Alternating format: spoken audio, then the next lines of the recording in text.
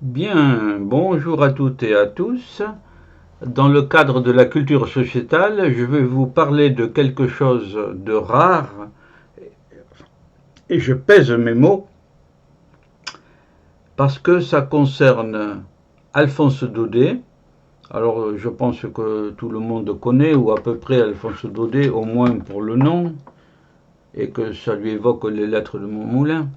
Mais là, il s'agit d'un ouvrage extrêmement rare d'Alphonse Daudet, vers la fin de sa vie, et qui est remarquable.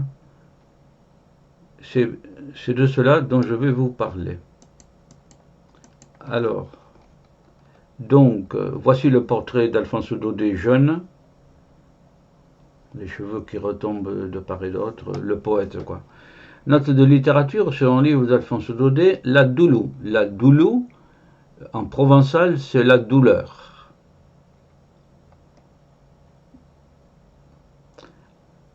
Pour ceux qui voudraient retrouver le texte d'origine, c'est Alphonse Daudet, œuvre complète, illustrée, La Doulou, édition 1930. C'est l'édition originale de La Doulou, donc que j'ai lu et que je vous retransmets ici. Il faut savoir qu'Alphonse Daudet est mort assez jeune et que sa femme lui a survécu plus de 40 ans et que cette édition a été autorisée par sa femme. Alphonse Daudet nous est souvent connu comme l'auteur des Lettres de Montmoulin, empli de lumière et de chaleur, de la Provence et de la Provence traditionnelle. Pour ceux du XXe siècle, c'est aussi la suite avec Marcel Pagnol, écrivain et cinéaste, donc Marcel Pagnol, bien connu aussi, et ses merveilleux films renouvelés, dont Les Trois Messes basses. Marcel Pagnol s'est servi des textes donc d'Alphonse Daudet. Un volet méconnu du grand poète est celui de sa fin. Pourtant lui-même a tenu à continuer à écrire, à voir, à observer. Cela a donné la Doulou. Oui, parce que plongé dans un milieu, confronté progressivement à la montée de sa douleur, plongé dans un milieu de cure hospitalière, le seul moyen d'en sortir pour lui en tant qu'écrivain, c'était d'observer tout ce qui se passait à côté de lui et de voir comment les choses évoluaient. Puissance de l'esprit à Marcel Proust. Là où le corps emprisonne, l'esprit libère. Voilà. Là où le corps emprisonne, l'esprit libère. Car le pauvre Marcel Proust, lui aussi, a dégusté pas mal. Hélas. La doulou, c'est-à-dire la douleur en provençal, est une série de notes, des notes, qui concernent deux points, l'être, soi-même, et les autres. C'est tout simple. Alphonse Daudet observe l'évolution de la maladie et ses propres réactions face à la douleur. C'est intéressant, évidemment. C'est terrible, c'est le côté terrible. Voilà. Les autres, c'est la comédie humaine d'Honoré de Balzac et le côté souvent drôle, critique, parfois aussi terrible, mais c'est une analyse pittoresque des comportements sociaux jusque dans la maladie. Nous avons choisi, dans ce texte court, les passages remarquables, sans retenir le côté strictement médical. Là, je suis en train de vous détailler le plan. On trouvera ensuite le dernier écrit d'Alphonse Daudet, sur la douleur en solitaire ou en famille. Et puis après sa mort, un beau texte de Marcel Proust. Oui, Marcel Proust. Et enfin, une très courte note d'un journaliste de l'époque, juste après la mort d'Alphonse Daudet. Alors, avant d'entamer ça, voici ce que j'écris en compliment d'Alphonse Daudet. Ce ne sont pas les dernières gouttes d'un bon vin, qui feront oublier les merveilleux arômes et parfums du vin d'entrée ou du milieu. Oui, c'est pas la fin d'une vie qui fera oublier toute cette vie, évidemment. Daudet lui-même, au final de son martyre, il emploie le mot, un martyr, voulait qu'on garde de lui le souvenir de la lumière et de la chaleur humaine. Il avait une âme généreuse. Comme il l'a écrit lui-même, je ne voudrais plus être que marchand de bonheur. C'est très très beau. Je ne voudrais plus être que marchand de bonheur. Très très beau. Et nous entamons les morceaux choisis qui ne sont pas longs, car l'ouvrage n'est pas volumineux. Confronté à la douleur, peut-être il a moins écrit, certainement d'ailleurs. Morceaux choisis. Juste avant ce point, les morceaux choisis, je recopie la phrase d'Alphonse Daudet. Ici s'arrête la doulou. Il y a un moment où il écrit ça. Alphonse Daudet avait encore 3 ans à vivre. Son amour pour le travail, pour l'échange des pensées, c'est beau, c'est ce qu'on devrait faire le plus possible dans notre société actuelle. Pour la lecture aussi, la lecture incontournable évidemment, son désir d'apprendre un peu plus chaque jour, c'est magnifique ce passage-là. Dans les derniers temps, les outrages des sciences les plus ardus le passionnaient, oui, furent plus forts que son mal. Il a réussi à dominer son mal pendant très longtemps. Il cessa de l'étudier et transforma ses tortures incessantes en une bonté, chaque jour plus grande.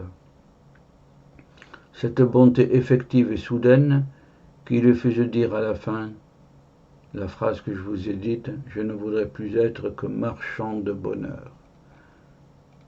C'est à la page 55 de l'édition originelle.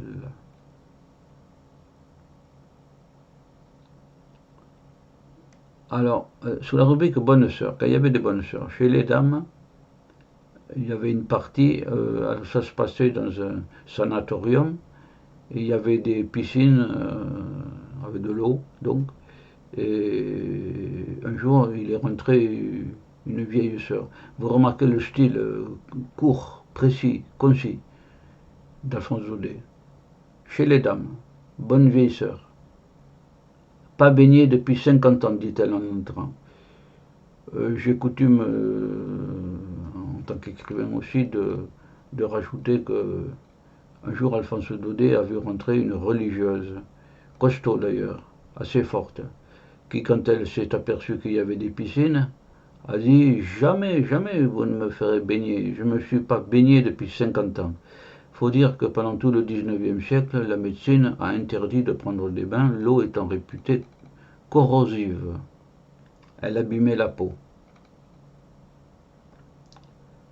Et après tout, il devait y avoir des odeurs fortes partout, mais quand on est habitué, on ne sent plus, vraisemblablement. En tout cas, ça se passait bien. Heine. Alors, voilà. Heine, c'est Heine qui est enterré à Montmartre, cimetière. Donc, Heinrich Heine me préoccupe beaucoup. Maladie que je sens semblable à la mienne.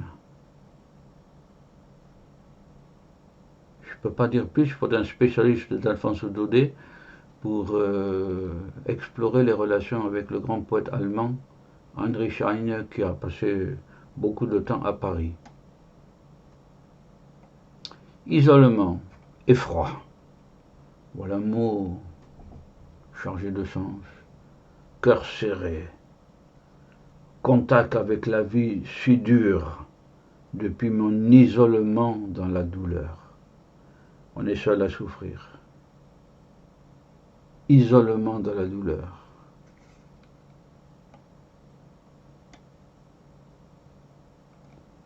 Il y avait un aristocrate.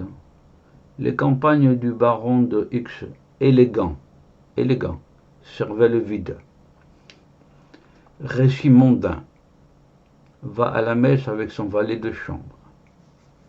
Voilà. C'est des petits tableaux. L'autre qui souffre. Sous cette rubrique, la phrase « Stupeur et joie, stupeur, stupeur ». Ah, les autres aussi souffrent. Stupeur et joie de trouver des êtres qui souffrent comme vous. Ça me rappelle la phrase d'un amiral Publius de la flotte romaine qui disait « Ça soulage le cœur de couler tous ensemble ». Étaient visés les esclaves qui armaient.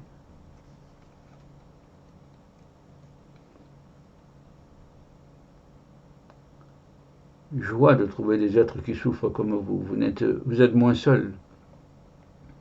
Puisqu'il parlait précédemment de l'isolement. Hein. Voilà. Vous êtes moins seul. La campagne.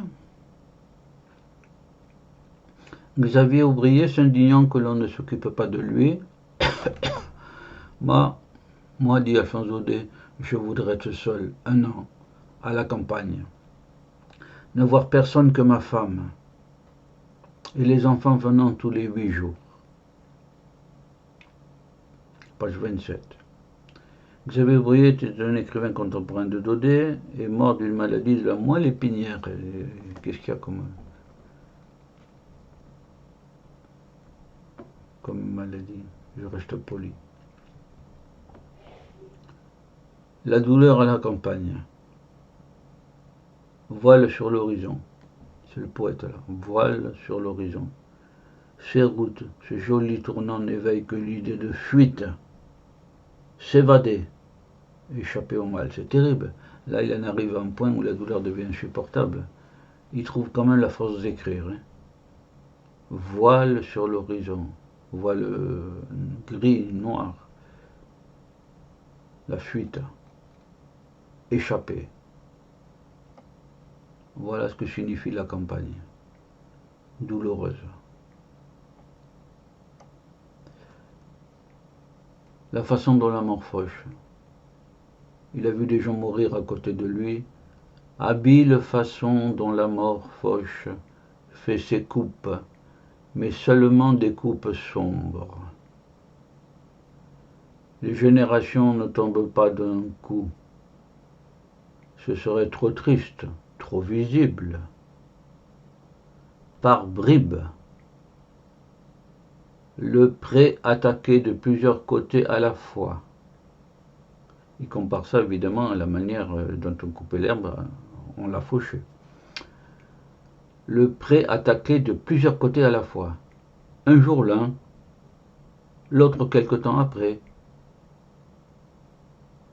Il faut de la réflexion, un regard autour de soi pour se rendre compte du vide fait, du vide, de la vaste tuerie contemporaine. C'est très beau ça aussi.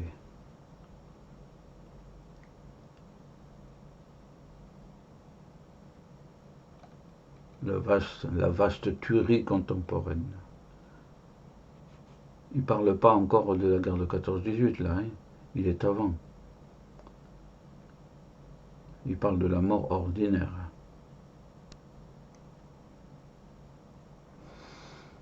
Eh bien, vous voyez déjà la profondeur de la pensée d'Alphonse Daudet, confronté à la maladie et à la douleur, mais triomphant pendant très longtemps par l'écriture. Je répète la phrase de Marcel Proust, là où le corps emprisonne, l'esprit libère, et à la recherche du temps perdu, a été écrit dans ces conditions-là. Voilà. Nous allons poursuivre dans une deuxième puis dans une troisième et terminale vidéo sur ces morceaux choisis, en tout cas pour la vidéo numéro 2, morceaux choisis.